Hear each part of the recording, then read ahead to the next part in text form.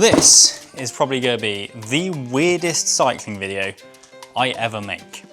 This is the Hypershell Exoskeleton, and the idea is it's going to turn me into some type of superhuman. You see, it straps around my waist and legs and then gives me up to 30% more power. Up to 800 watts apparently. If that's true, then this could be a genuine rival to the e-bike. Right, let's have a look at what we get in the box. So, it's quite nicely packaged, isn't it? Inside a box, we have another box. Look at this. This looks quite fancy.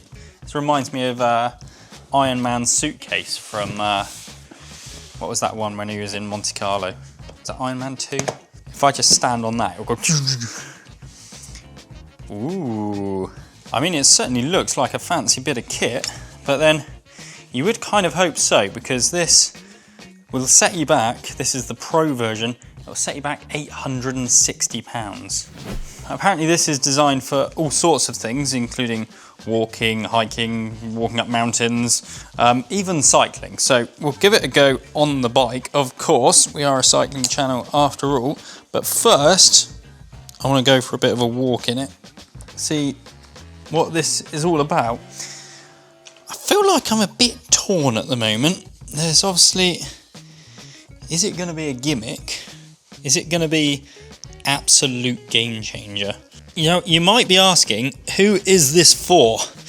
And that is a good question. According to the Hypershell website, basically everyone. Apparently everyone can benefit from one of these. How do I turn it on? Right, apparently I need an app. So I've downloaded that, I've made a login, and now we're powering up. Ooh, I can feel something. Ooh, that feels slightly odd. It's sort of rotating. Right, so I've got a few different modes. So there's transparent mode, so this should allow me just to walk normally. Mostly normal. It's then got eco mode, so when these lights are green, has that gone green? Nope. Eco mode, which will offer me adaptable power for moderate activities. Oh yeah, yeah. That feels really quite bizarre actually. What it's doing is basically helping lift up my leg. So it might look like I'm overemphasizing my movements. Going down is perfectly normal, and I've got to start the action, but then when I start it, this like sort of helps pick up my leg. There is sort of some twist here, which I think you have to do this bit up really quite tight. I can see how that would help going up a mountain though. And actually got pretty good mobility. I can take pretty big steps around, but obviously the mode that you've all been waiting for is hyper mode. So these go red, and this is when it offers up to that 800 watts and 30% of saving my energy. Oh my, that feels quite weird actually. So what it's doing as I'm walking is apparently adaptive motion recognition. So I don't know if you can see here, it's got all of these different things. So walking, uphill, upstairs, gravel. It's got a gravel mode. Wow. Running, race walking, downhill, downstairs, cycling, and mountain. You can see here at the moment I am idling. If I start walking, it's recognizing, it says I'm walking. It's really quite peculiar, and I'm very keen to go and give it a go on some stairs. Right, let's go take these for a spin. Keep up. Wow, that is proper bizarre. They work for running. That is really weird. It's like it's trying to get you to take a longer stride each time. But where I really want to try these is on the stairs. Right, here we go. Oh yeah, I can feel it. It is picking my leg up. What about 2 at a time? I think 2 at a time is probably its limit. Now it's trying to push me back down. I don't know if you can see that. When I go like that, and it sort of tries to push it back down. So as I lift this one, it's trying to pull that one back and lift this one simultaneously. So it's obviously like sensed a movement. Hang on, I'm off. Oh, it's good fun.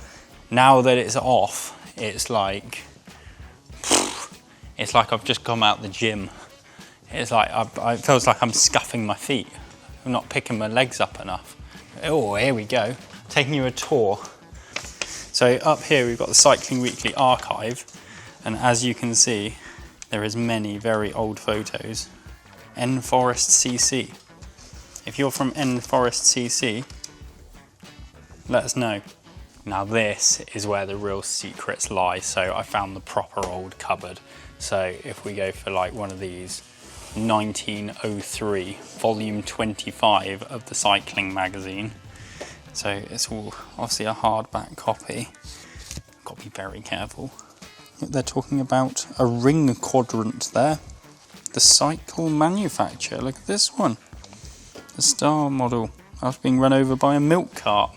Hate it when that happens. Anyway, we'll put them away for now because, well, we're living in about the year 2100 here. And next job, let's go and see if these work on a bike. We're not interested in any of them. What have we got? So, as you can see, not an e-bike. Or is it? Right, got it in transparency mode. This could go one of two ways, I guess. How does this work then? We're gonna go mount it like that.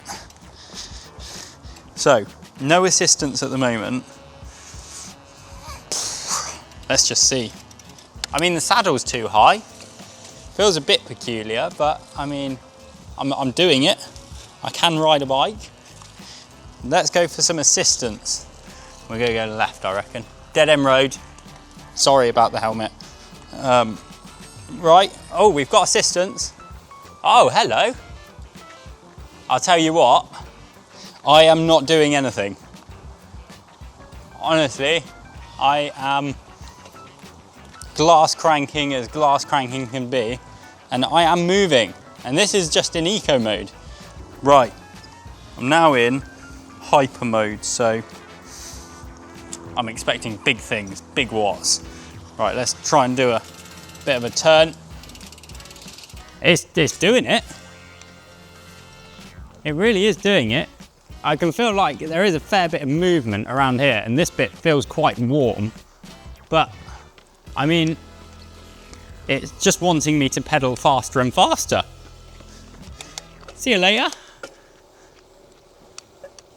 It really does work quite well then, but then you go down through a gear and it's no longer got that like resistance to push against, and then it sort of is just a bit just like that. Like you turn around and then it thinks you're taking a step and then it sort of, well, tries to force your leg up, which to be fair, it does stop when it realizes you don't want to.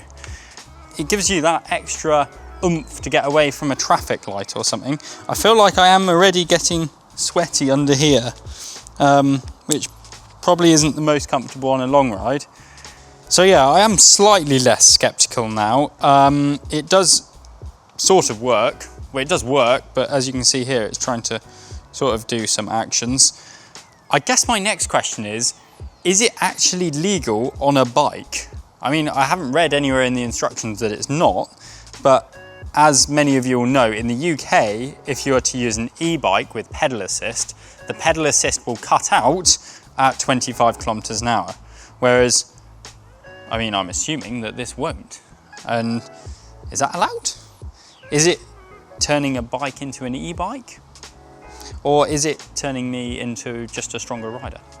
So let's go and put on some proper clothes, some proper cycling clothes, and go and see if this works to make me quicker up some climbs. Now, I know what you're thinking. Do they work on a climb? And to find out, I've come to the world's most famous climb, Alp D'Huez. And the answer is kind of. They do definitely provide you with some assistance. Now, on the box, it says 800 watts. They provide nothing like that. We're filming this from an e-bike that has about 350 watts, and it's definitely faster than I am.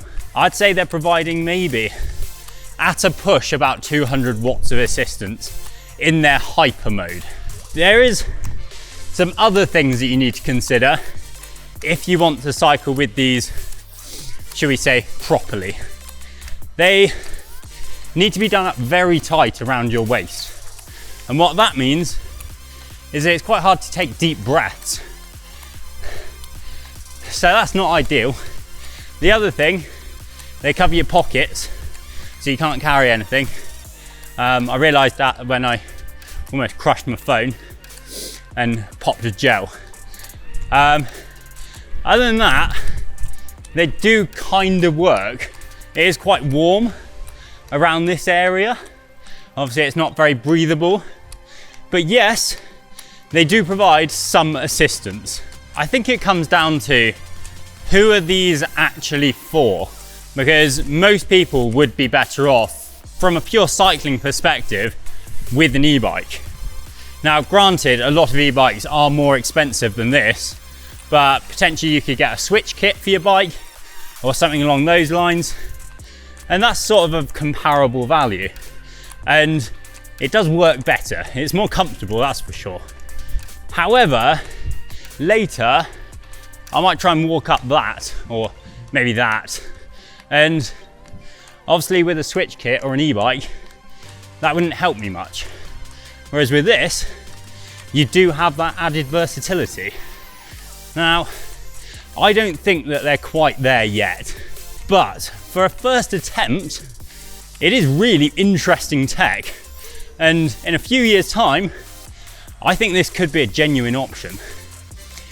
Let me know what you think down in the comment section below. And I'm going to go and try and beat my PR up Alp D'Huez. Right,